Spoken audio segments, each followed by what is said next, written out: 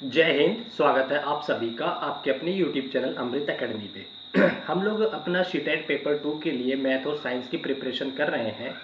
उसी सीरीज़ में आज आगे बढ़ते हुए आज आपकी मैथ की जो क्लास नंबर है वो 13 है। अभी तक हम लोगों ने मैथ की 12 क्लास कंप्लीट कर ली है। 12 क्लास में हम लोगों ने 12 चैप्टर कंप्लीट किए हुए हैं। ठीक है, आज अपना 13वां चैप्टर है जो कि त्रिभुज है। जो लोग चैनल पे नए हैं उनके लिए मैं बता देना चाहता हूँ, आपके इस चैनल अमृत एकेडमी ऑफिशियल यूट्यूब चैनल पे हम लोग हर तरीके की टीचिंग एग्जाम्स की प्रिपरेशन करते हैं। अगर अभी तक आप लोगों ने चैनल को सब्सक्राइब नहीं किया हुआ है तो प्लीज़ चैनल को सब्सक्राइब जरूर कर लें। तो चलिए बिना टाइम वेस्ट किए आज की क्लास को हम लोग अपने आगे बढ़ाते हैं। जैसा कि आप लोगों से पहले भी मैंने डिस्कस कर रखा है, आपके इस क्लास में हमारा जो कंटेंट होता है पूरा का पूरा एनसीईआरटी बेस्ड कंटेंट होता है और साथ में हम लोग प्रीवियस ईयर क्वेश्चन को डिस्कस करते हैं। तो पहले मैं आप लोगों को ट्रायंगल के कॉन्सेप्ट सिखाऊंगा, जहां से सीटेट पेपर 2 में क्वेश्चन बनते हैं और पेपर 1 में भी यहां से कुछ क्वेश्चंस आते हैं। उसके बाद हम आप लोगों के साथ उससे रिलेटेड प्रीवियस ईयर क्वेश्चंस को डिस्कस करेंगे। ठीक है, तो चलिए आज की क्लास को आगे बढ़ाते हैं। सबसे पहले हम लोग देख लेते हैं क्लासिफिकेशन ऑफ ट्रायंगल। त्रिभुजों के प्रकारों के बारे में समझ लेते हैं, कितने प्रकार के त्रिभुज होते हैं। ठीक है ना, तो इसके हिंदी में अगर देखें तो त्रिभुज के प्रकार, त्रिभुज के प्रकार। ठीक है ना, देखिए बेसिकली जो त्रिभुज के प्रकार होते हैं या त्रिभुजों को जो बांटा गया है वो 6 तरह के बांटा गया, 6 तरीके में उन्हें डिवाइड किया गया है। ठीक है, पहला जो उनका बंटवारा हुआ है वो उनकी साइड यानी कि भुजा के ऊपर हुआ है। ठीक है, किस पे? भुजा के अकॉर्डिंग हुआ है। दूसरा बंटवारा उनका हम लोग करेंगे किससे? कोण के अकॉर्डिंग। ठीक है ना, तो देखिए पहला जो बंटवारा हुआ भुजा के अकॉर्डिंग कैसे हुआ? भुजा की लंबाई के हिसाब से उनको देखा गया है कि किस तरह के त्रिभुज है। ठीक है, यहाँ से डायरेक्ट क्वेश्चन बनता है इसलिए ये क्वेश्चन मैंने लिया हुआ है। ठीक है, तो चलिए देखिए सबसे पहला टाइप जो आता है त्रिभुजों का, अगर भुजा के हिसाब से देखें तो देखिए भुजा क्या है। एक पहला जो टाइप आता है इक्विलेटरल ट्रायंगल। ठीक है ना, जिसको बोलते हैं समबाहु त्रिभुज। क्या बोलते हैं? समबाहु त्रिभुज। देखिए कंटेंट जो है इंग्लिश में है, मैं हिंदी उसके साथ ही साथ आपको बताता चलता हूँ। अब हम देखते हैं समबाहु त्रिभुज क्या होता है। एक ऐसा त्रिभुज जिसकी तीनों की तीनों भुजाओं की लंबाई जो है बराबर हो। ठीक है, जैसे ये ए बी सी एक त्रिभुज है आपके सामने। अगर इस त्रिभुज की एक भुजा मान लो 10 सेंटीमीटर है तो ये भी 10 सेंटीमीटर होगी और ये भी 10 सेंटीमीटर होगी। तो इस तरह के त्रिभुज को क्या बोलते हैं हम लोग? समबाहु त्रिभुज। जैसे कि वर्ड से ही समझ में आता है, क्या बोला? सम मतलब एक समान, बाहु मतलब भुजाएं वाला। तो एक समान भुजाओं वाले त्रिभुज को हम लोग बोलते हैं समबाहु त्रिभुज। इसकी तीनों भुजाएं क्या होती है? बराबर होती है। एक बेसिक प्रॉपर्टी आपको ये पता होना चाहिए। ठीक है, तो पहला टाइप आपको समझ में आ गया होगा भुजाओं के अकॉर्डिंग। भुजाओं के हिसाब से दूसरा टाइप क्या होता है वो हम लोग समझ लेते हैं, जिसको बोला जाता है आइसोसेलिस ट्रायंगल। आइसोसेलिस ट्रायंगल क्या होता है? हैज टू इक्वल साइड्स, मतलब ऐसा त्रिभुज जिसकी दो भुजाएं केवल बराबर हो, तीसरी भुजा अनइक्वल हो। ठीक है ना, जैसे अगर मान लो ये एक मैंने त्रिभुज बनाया। ठीक है ना, अब इस त्रिभुज का नाम अगर मान लो ए बी सी हमने दे दिया, जिसमें से ये वाला मान लो अगर 5 सेंटीमीटर है, ये भी 5 सेंटीमीटर है, लेकिन ये सॉरी ये 7 सेंटीमीटर है। ठीक है, सॉरी।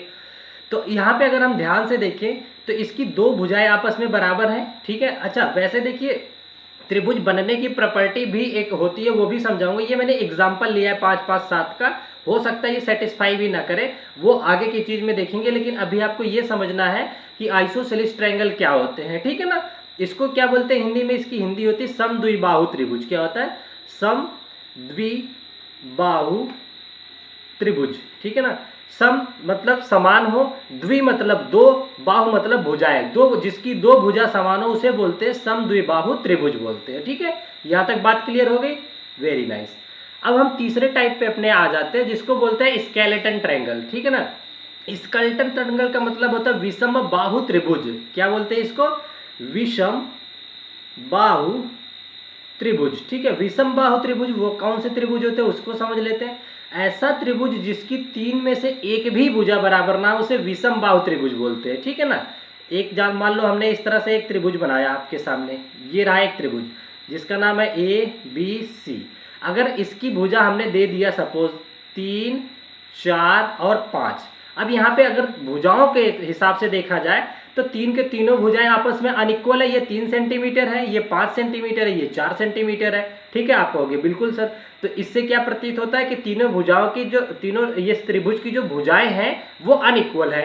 तो इसी को बोला जाता है विषम बाहु त्रिभुज। तो ये पहचान गए आप लोग। तो ये 3 तरीके हो गए उनकी भुजाओं के हिसाब से। पहला समबाहु त्रिभुज, दूसरा समद्विबाहु त्रिभुज, तीसरा विषम बाहु त्रिभुज। ठीक है, तो ये बेसिक चीजें आपका रिवीजन हो गया होगा। अब हम आ जाते हैं अपने अगले टाइप। अगला जो हम बंटवारा करेंगे त्रिभुजों का उनके कोणों के हिसाब से। ठीक है ना, कोण वगैरह हमने आप लोगों को पढ़ा रखा है, वो आप लोगों को पता होगा। ठीक, चलो अब देखिए, जो कोणों के हिसाब से भी बंटवारे में 3 तरीके आए हैं। पहला जो आया है उसे बोलते हैं न्यून कोण त्रिभुज। क्या बोलते हैं? न्यून कोण त्रिभुज।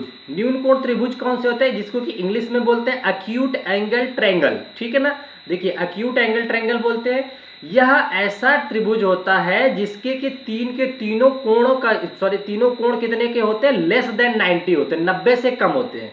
कोणों के हिसाब से जब हम बंटवारा करते हैं तो कोणों की तुलना 90 डिग्री से करते हैं। सपोज एक ये त्रिभुज आपके सामने मैंने बना दिया, ठीक है ना, ABC। चलो ये बन गया आपके सामने। अगर एक कोण आपका मान लो 60 डिग्री है, ये भी मान लो 60 डिग्री है, ये भी मान लो 60 डिग्री है, तो मुझे ये बताओ, अगर मैं तीनों को बारी बारी से 90 से तुलना करूं तो ये वाला भी 90 से क्या है? छोटा है। ये वाला भी आपका 90 से छोटा है और ये वाला भी 90 से छोटा है। तीनों कोण क्या है? 90 से छोटे हैं। तो इस तरह से जो त्रिभुज बनता है उसे हम लोग बोलते हैं एक्यूट एंगल ट्रायंगल, यानी कि न्यून कोण त्रिभुज बोलते हैं। ये बात आप लोगों के पल्ले पड़ गई होगी। ठीक है, यहां तक किसी को कोई दिक्कत नहीं है। ठीक है, 90 से छोटा हमने तुलना कर लिया।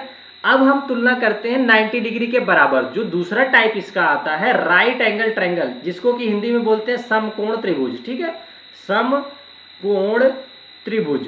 ठीक है, बात समझ में आ गई। समकोण त्रिभुज क्या होता है? जिसको इंग्लिश में बोलते हैं राइट एंगल ट्रायंगल। वो एक ऐसा त्रिभुज होता है जिसका कोई एक कोण, 3 कोणों में से कोई सा एक कोण कितने का होता है? 90 डिग्री का। मान लो ABC, अगर ये मान लो एक कोण 90 का हो, बाकी जो है न्यून कोण होने चाहिए, 90 से कम के होने चाहिए। ये अगर 60 का हो जाए, ये 30 का हो जाए। ठीक है ना, तो अब ये जो ट्रायंगल बना ये आपका समकोण त्रिभुज बन गया। ठीक है ना, अब समकोण पे कुछ बेसिक प्रॉपर्टी यही कंफर्म करता चलता हूं मैं। ठीक है, समकोण त्रिभुज जिसपे बना होता है इसको इसका आधार बोला जाता है। ठीक है ना, वैसे देखिए 90 डिग्री के जस्ट सामने ये कर्ण होता है जिसको कि हाइपोटेनियस बोला जाता है। ठीक है, बची हुई 2 साइडों में से एक आधार होता है और एक लंब होता है। क्या? एक बेस होता है और एक परपेंडिकुलर होता है। ये परपेंडिकुलर अगर है तो ये बेस हो जाता है, अगर ये बेस होता है तो ये वाला परपेंडिकुलर हो जाता है। ये कहां से डिसाइड होता है कि किस एंगल के रेफरेंस में बात कर रहे हैं हम लोग, वहां से डिसाइड करते हैं। ठीक है ना, और यहीं पे एक चीज और मैं आप लोगों को समझा देता हूं, राइट एंगल ट्रायंगल पे ही यहां से क्वेश्चन बनते हैं।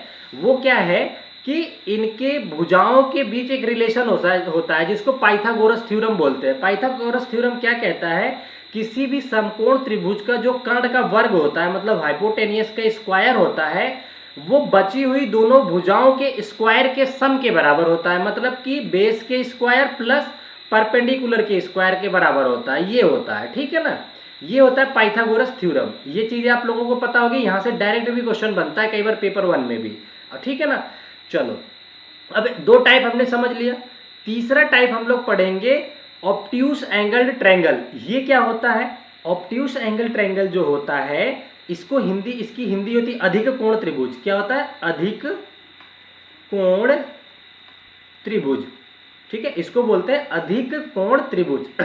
अब अधिक कोण त्रिभुज कैसा त्रिभुज होता है? एक ऐसा त्रिभुज जिसका कि एक कोण 90 से ग्रेटर हो। मान लो जैसे ये 100 है, ठीक है ना, एक कोण 90 से ग्रेटर है। मान लो ये 40 है, ये भी 40 है।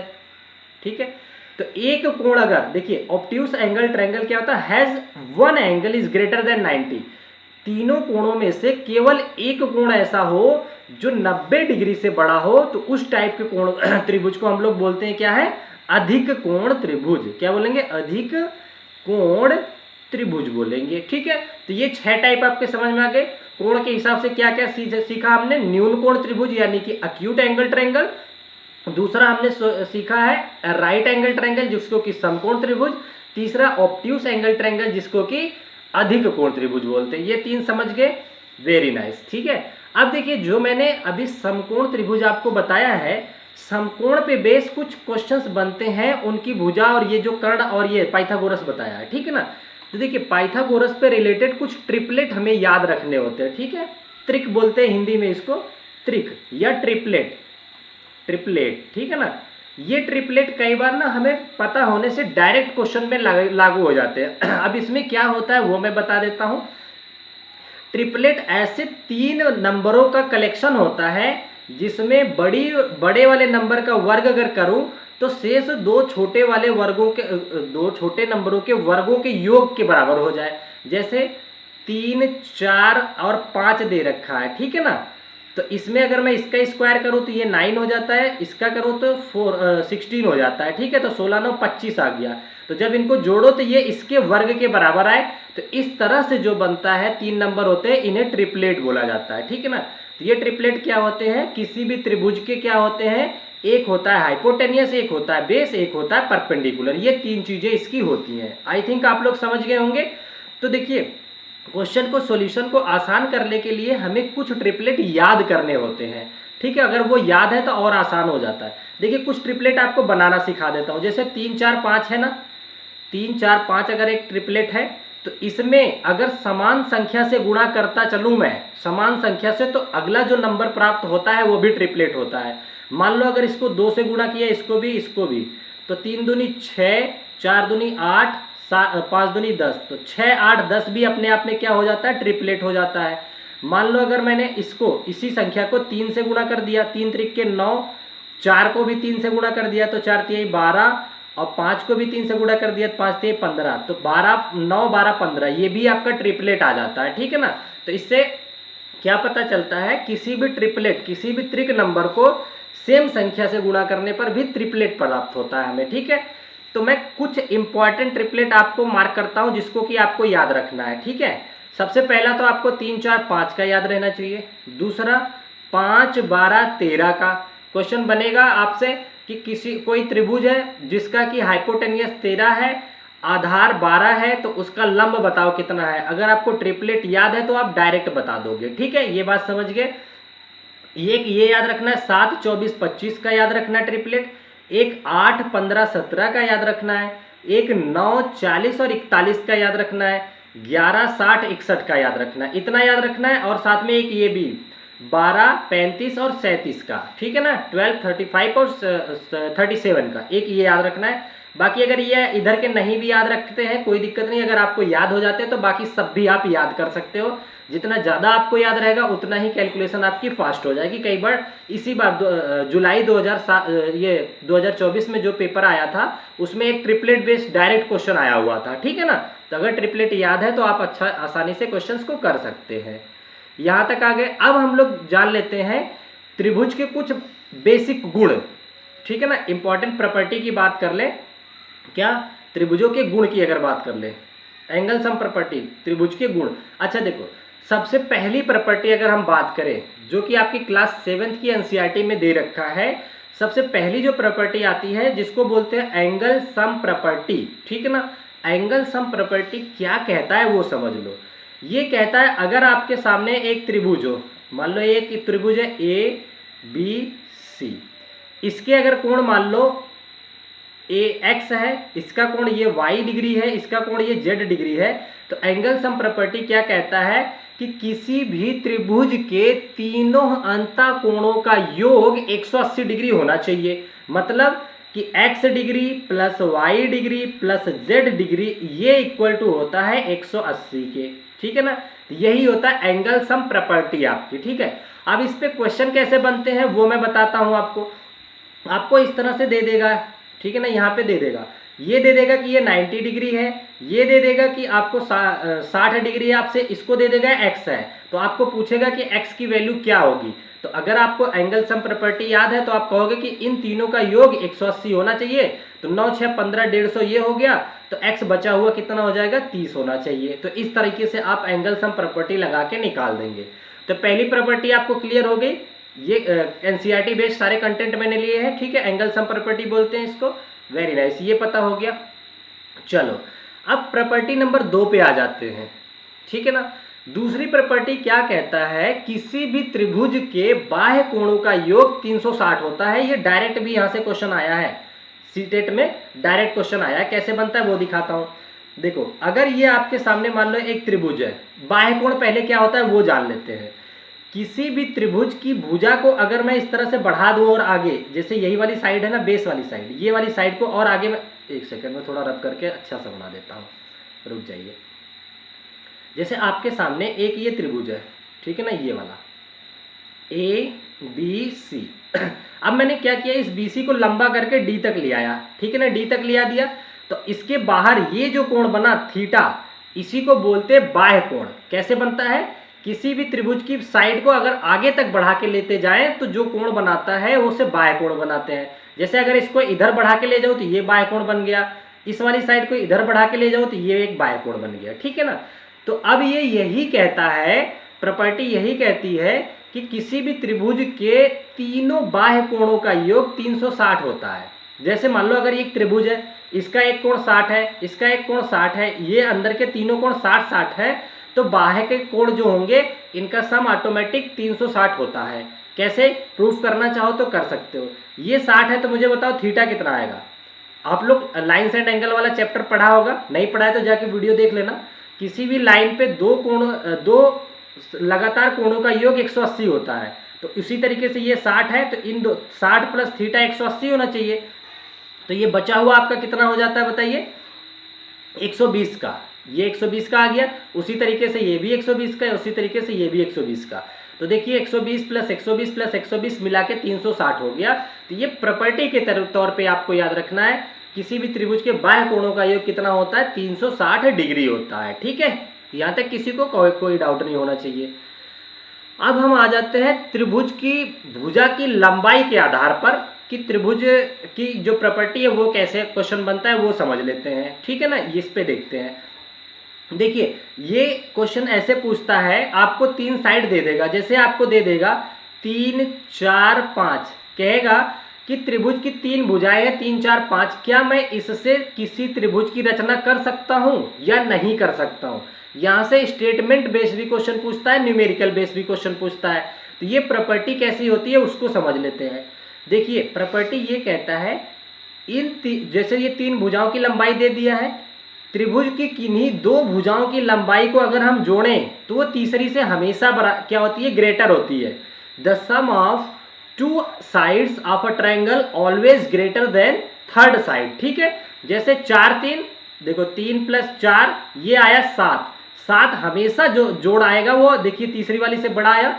7 जो है आपका 7 ग्रेटर है किससे, 5 से। तो एक प्रॉपर्टी तो फॉलो हो गई, क्या कि त्रिभुज की 2 भुजाओं का योग तीसरी से बड़ी होती है। ये पहली प्रॉपर्टी होगी, जिसको लिखना है ये लिख लो। मैं बोल देता हूं, किन्हीं भी त्रिभुज की 2 भुजाओं का योग तीसरे से बड़ी होती है हमेशा, ठीक है। The sum of 2 sides of a triangle always greater than third side, ठीक है। दूसरा इसका रूल क्या कहता है वो समझ लो। त्रिभुज के किन्हीं भी 2 भुजाओं का अंतर तीसरी से हमेशा छोटी होगा। मान लो इन्हीं का अंतर कर दूं मैं, 4 - 3, तो ये आया 1। 1 जो होगा बची हुई साइड से हमेशा छोटा होगा। देखो 1 छोटा है 5 से, ये भी फॉलो हो रहा है। या मैं बोलूं 5 - 4 तो 1, ये 3 से छोटा है। तो कैसे भी आप सब्ट्रैक्ट करोगे तो वो छोटा आना चाहिए, ठीक है। तो दूसरा रूल क्या नोट करोगे, लिख लो, किसी भी त्रिभुज के 2 भुजाओं का अंतर हमेशा तीसरी भुजा से छोटा होता है, ठीक है ना। The difference of 2 sides of a triangle always less then the length of third side, ये याद रखोगे, ठीक है।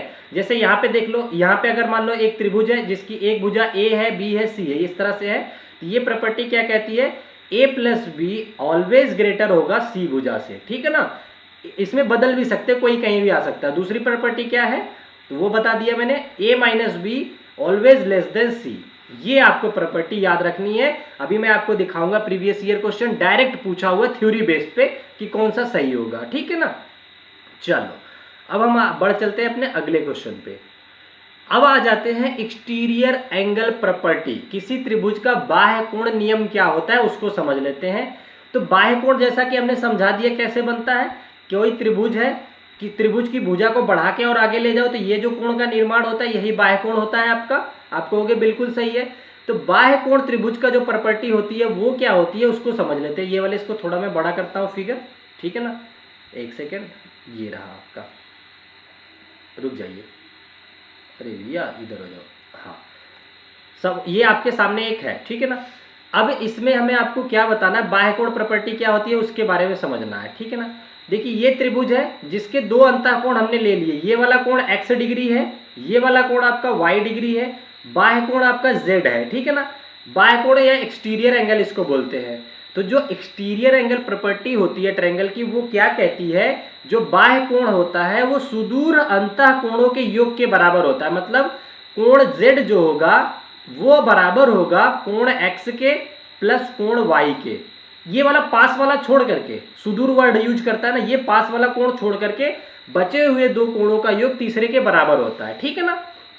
कोई दिक्कत नहीं। जैसे अगर मैं आपके सामने एक ये त्रिभुज बना दूं और यहाँ पे एक बहिष्कोण बना दूं, ये z डिग्री है, ठीक है ना, और मैं ये बोल दूं कि ये है 60 और ये है 60 और ये है आपका 60, और मैं z पूछ लूं तो आप कहोगे कि इस वाले 60 और इस वाले 60 के योग के बराबर होगा। मतलब z आपका जो आएगा 60 + 60 आएगा। कैसे, बाह्य कोण प्रॉपर्टी से 120 डिग्री बन जाएगा। ये बेसिक चीजें होगी, ठीक है ना। यहाँ से भी क्वेश्चन बनते हैं। अब आगे बढ़ सकते हैं। अब देखिए, अब आपके सामने कुछ प्रीवियस ईयर क्वेश्चन है। अभी देखिए, ये त्रिभुजों का पार्ट ए है, पार्ट बी में हम लोग समझेंगे इस टाइप के क्वेश्चन। जैसे ट्रायंगल दे रखा है, इनके कोण समद्विभाजक से बनने वाले कोण और इनके बीच क्या रिलेशन होता है, ये वाले टाइप देखेंगे। एक टाइप देखूंगा, मैं पहले ही बता देता हूं कि इनके एक्सटीरियर एंगल को बढ़ा करके इनके समद्विभाजक से बनने वाले कोण, इसका और इसके बीच रिलेशन, ये वाले टाइप देखेंगे। एक त्रिभुजों के इस चैप्टर का एक पार्ट ले आऊंगा जिसमें कन्ग्रुएंसी देखेंगे, ठीक है ना। तो दो पार्ट अभी और आने वाले हैं त्रिभुजों के, ठीक है। तो पहला हमने बहुत बेसिक चीजें हमने डिस्कस कर लिया। अब आ जाओ, इससे रिलेटेड कुछ प्रीवियस ईयर क्वेश्चन है, फटाफट से डिस्कस करा देता हूं आपको। देखिए पहला क्वेश्चन, पहला जो आपका दे रखा है वो क्या कह रहा है, निम्नलिखित में से कौन सा त्रिभुजों के बारे में सही नहीं है। देखो थ्योरी बेस्ड क्वेश्चन पूछ लिया।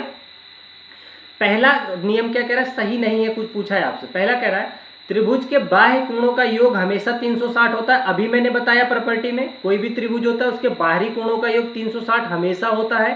तो ये बिल्कुल सही बात है, तो ये आंसर नहीं होगा। दूसरा कह रहा है आंतरिक एवं बाह्य कोणों का परस्पर पूरक होते हैं। नहीं भाई, ये गलत है, ऐसा कोई प्रॉपर्टी मैंने आपको पढ़ाया नहीं। अगर मान लो आपको नहीं समझ में आता है कि ये सही है गलत है, तो बाकी एलिमिनेट कर लो ना। तीसरा रूल क्या कह रहा है, किसी त्रिभुज के किन्हीं दो भुजाओं की लंबाई का योग, दो भुजाओं की लंबाई का योग तीसरी भुजा की लंबाई से बड़ी होती है। अभी मैंने बताया, बिल्कुल सही है। जब ये सही है तो ये आंसर नहीं है।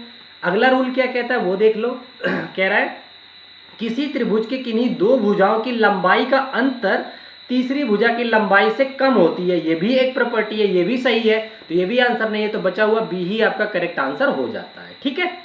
चलो आगे चलते हैं नेक्स्ट क्वेश्चन की तरफ। कोई भी डाउट होता है तो प्लीज आप लोग कमेंट जरूर किया करिए, मैं जरूर उसको डिस्कस करके आप लोगों के सामने लेके आता हूँ। अच्छा देखिए, त्रिभुजों की रचना कैसे की जाती है। मैंने पहला जो एंगल सम प्रॉपर्टी बताया था उसमें क्या बताया था, किसी भी त्रिभुज के तीनों अंतःकोणों का योग 180 होता है, ये आप लोगों को बताया था। जरा ये क्वेश्चन पढ़ो, कह रहे हैं निम्न में से कौन सा कोण युग्म से एक त्रिभुज की रचना की जा सकती है। चलो पहला कह रहा है कि एक 90 है दूसरा भी 90 है। क्या कोई ऐसा त्रिभुज कभी भी बन सकता है जिसके दो कोण 90-90 के हो, बोला बताओ। आप कहोगे 90 + 90 ये तो 180 हो गया भाई, दो ही कोणों का 180 हो गया, जबकि नियम क्या कहता है त्रिभुज के तीन कोणों का योग 180 होना चाहिए। तो दो कोण को ही 180 बना दिया, इसका मतलब तो ये तो कभी पॉसिबल ही नहीं है, ये कभी भी पॉसिबल है ही नहीं। क्यों, क्योंकि हमने आप लोगों से बताया था ना कि दो कोणों का योग केवल तीनों का योग जो है 180 होना चाहिए, ना कि दो का, ठीक है ना। तो ये दो को ही 180 बना दिया, इसलिए ये गलत हो गया। इसको जरा देखो, इनका सम करके देखो, 5 5 10 के 0 कैरी लगा 1 4 3 7 1 8 80 180 ये बन गया। ये भी दोनों मिला के 180 बन गया, ये भी नहीं हो सकता। 170 और ये 70 और 115 जरा जोड़ो 115 और 70, तो ये 5 आ गया, 7 1 8 हो गया, 185 बना रहा है, ये भी आपका नहीं हो सकता। तो यही बचा हुआ आपका आंसर हो जाएगा। कैसे, इसको चेक करते हैं। 110 दे रखा है और 45 दे रखा है, तो ये 5 हो गया, ये 4 1 5 हो गया, ये 1 हो गया। दो कोण 155 बना रहे हैं, तो तीसरा बचा हुआ 180 में से घट करके आएगा। इसका मतलब ये जो है एक त्रिभुज की रचना कर सकता है, ठीक है ना। तो ऐसे भी क्वेश्चन आपके बनते हैं। चलो आगे बढ़ चलते हैं, अगला क्वेश्चन देखते हैं। ये देखिए एंगल सम प्रॉपर्टी पे एक क्वेश्चन आपके सामने दे रखा है, इसको जरा ध्यान से पढ़िए। आज हो सकता है क्वेश्चन ब्लर हो, मैं नेक्स्ट वीडियो में सारे अच्छे क्वेश्चन उठाऊंगा, ठीक है ना। यहाँ पे देखिए क्या कह रहा है, एक त्रिकोण मतलब एक त्रिभुज के कोणों का अनुपात दे रखा है 3, 2, 7 में। तो सबसे छोटा कोण आपसे पूछ रखा है।